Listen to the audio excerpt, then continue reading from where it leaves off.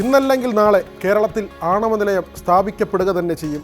പരിസ്ഥിതി സംരക്ഷണവും ആണവ നിലയ വിരുദ്ധതയും ഒരുമിച്ച് കൊണ്ടുപോകാൻ അധികകാലം സാധിക്കുകയേയില്ല. ഉയർന്നു വരുന്ന ഊർജാവശ്യത്തിൻ്റെയും താങ്ങാനാവാത്ത വൈദ്യുതി ചാർജിൻ്റെയും പശ്ചാത്തലത്തിൽ മാറി ചിന്തിക്കേണ്ട കാലം നമുക്ക് മുന്നിലേക്ക് വരികയാണ്. സംസ്ഥാനത്തിന് ആവശ്യമായ വൈദ്യുതിയിൽ 80% പുറത്തുനിന്നാണ് എത്തിക്കുന്നത്. മുൻപ് നമ്മുടെ നാട്ടിൽ പ്രചരിച്ചിരുന്ന ഒരു സംഗതിയുണ്ട്. മൊബൈൽ ടവറുകൾ പ്രവർത്തിക്കുന്നതിൻ്റെ സമീപത്ത് താമസിക്കുന്നവർക്ക് ക്യാൻസർ വരുമെന്ന്. ശാസ്ത്രീയതയുടെ ഒരടിസ്ഥാനവുമില്ലാത്ത വാദമാണിതെന്ന് ഈ രംഗത്തെ വിദഗ്ധരും ഡോക്ടർമാരുമൊക്കെ പറഞ്ഞെങ്കിലും മൊബൈൽ ഫോൺ ടവറുകൾക്കെതിരെ എത്രമാത്രം സമരമാണ് കേരളത്തിൽ നടന്നത്. മറ്റ് ആശങ്കകൾക്ക് അടിസ്ഥാനമില്ലെങ്കിൽ എന്തിനാണ് പുരോഗതിയിലേക്ക് നയിക്കുന്ന ഒരു ഉദ്യമത്തെ തടയുന്നത്? ഹൈഡൽ പ്രോജക്റ്റുകൾക്കെതിരെ പരിസ്ഥിതിവാദികളുടെ സമരങ്ങൾ പലപ്പോഴും ഉയർന്നു വന്നിട്ടുണ്ട്. ആ പദ്ധതികളൊക്കെ തന്നെ നടക്കാതെ പോവുകയും ചെയ്തിട്ടുണ്ട്. മനുഷ്യരെ പോലെ തന്നെ മറ്റ് ജീവജാലങ്ങളും ഭൂമിയുടെ അവകാശികളാണ്. കുരങ്ങൻ ചാകും, പൂമ്പാറ്റ കൊല്ലപ്പെടും എന്നൊക്കെ കളിയാക്കി പറഞ്ഞ് പരിസ്ഥിതിവാദികളെ ആക്ഷേപിക്കേണ്ടതില്ല. എന്നാൽ അത്തരത്തിലൊക്കെ പ്രകൃതി സംരക്ഷിക്കപ്പെടുമ്പോൾ അനാവശ്യ സമരങ്ങൾ കാരണം വികസനത്തിൽ പതിറ്റാണ്ടുകൾ പിന്നിൽ പോകുന്ന സാഹചര്യം നമ്മുടെ സംസ്ഥാനത്ത് നിന്ന് ഒഴിഞ്ഞു പോകേണ്ടതുമുണ്ട്. തമിഴ്നാട്ടിലെ തിരുനെൽവേലിയിൽ സ്ഥിതി ചെയ്യുന്ന കൂടംകുളം ആണവ നിലയം. തുടക്കത്തിൽ ഈ പദ്ധതിക്കെതിരെ കേരളത്തിൽ നിന്നുൾപ്പെടെ പ്രതിഷേധമുയർന്നിരുന്നു. ഇന്ന് ഇന്ത്യയിലെ തന്നെ ഏറ്റവും വലിയ ആണവോർജ്ജ നിലയമാണിത്. നിലവിൽ 2000 മെഗാവാട്ടാണ് ആകെ ശേഷി. 1000 മെഗാവാട്ട് ശേഷിയുള്ള 2 യൂണിറ്റുകളാണ് പ്രവർത്തിക്കുന്നത്. ഭാവിയിൽ ആകെ 6000 മെഗാവാട്ട് ഉൽപ്പാദിപ്പിക്കുകയാണ് ലക്ഷ്യം. ഇതിനായി 1000 മെഗാവാട്ട് വീതം ശേഷിയുള്ള 4 യൂണിറ്റുകൾ കൂടി നിർമ്മാണത്തിൻ്റെ വിവിധ ഘട്ടങ്ങളിലാണ്.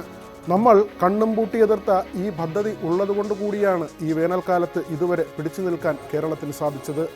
കേന്ദ്ര സർക്കാർ നിശ്ചയിച്ചിട്ടുള്ള വിഹിതമനുസരിച്ച് 266 മെഗാവാട്ടാണ് കൂടംകുളത്ത് നിന്ന് കേരളത്തിന് ലഭിക്കുന്ന സ്ഥിരമായ വിഹിതം. പ്രധാന ഗുണഭോക്താക്കളായ അയൽ സംസ്ഥാനങ്ങൾക്ക് ലഭിക്കുന്ന വിഹിതം ഏകദേശം ഇപ്രകാരമാണ്: Tamil Nadu 925 megawatt, Karnataka 442 megawatt, Puducherry 67 megawatt.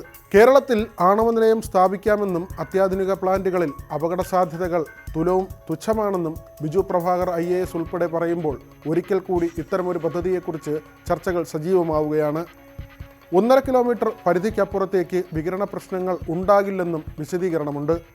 ആണവ നിലയം അനിവാര്യമല്ലേ എന്ന മാധ്യമപ്രവർത്തകരുടെ ചോദ്യത്തിന് യുവതലമുറ ഇതേക്കുറിച്ച് ചിന്തിക്കട്ടെ എന്നായിരുന്നു വ്യവസായ മന്ത്രി P. രാജീവിൻ്റെ പ്രതികരണം. അതായത് പണ്ടേ പോലെ അന്ധമായി ഇത്തരമൊരു കാര്യത്തെ എതിർക്കുന്ന പ്രവണതയിൽ പൊതുവിൽ മാറ്റം വരുന്നുണ്ടെന്ന് ചുരുക്കം. വെള്ളം തിളപ്പിച്ച് നീരാവി ഉണ്ടാക്കുകയും ആ നീരാവി ഉപയോഗിച്ച് ഒരു ടർബൈൻ കറക്കി വൈദ്യുതി ഉൽപ്പാദിപ്പിക്കുകയും ചെയ്യുന്ന രീതിയാണ് ഒരു ആണവ നിലയത്തിൻ്റെ പ്രവർത്തനം. കൽക്കരി നിലയങ്ങൾക്ക് സമാനമായ ഈ പ്രക്രിയയിൽ കൽക്കരി കത്തിക്കുന്നതിന് പകരം ആണവ വിഘടനം വഴിയാണ് ചൂട് ഉൽപ്പാദിപ്പിക്കുന്നത്. റിയാക്ടറിനുള്ളിലെ യുറേനിയം ഇന്ധനത്തിലേക്ക് ന്യൂട്രോണുകളെ കടത്തിവിടുന്നു. ഇത് യുറേനിയം ആറ്റങ്ങളെ പിളർക്കുകയും വലിയ അളവിൽ താപോർജ്ജം പുറത്തുവിടുകയും ചെയ്യുന്നു. ഇതാണ് ചെയിൻ റിയാക്ഷൻ.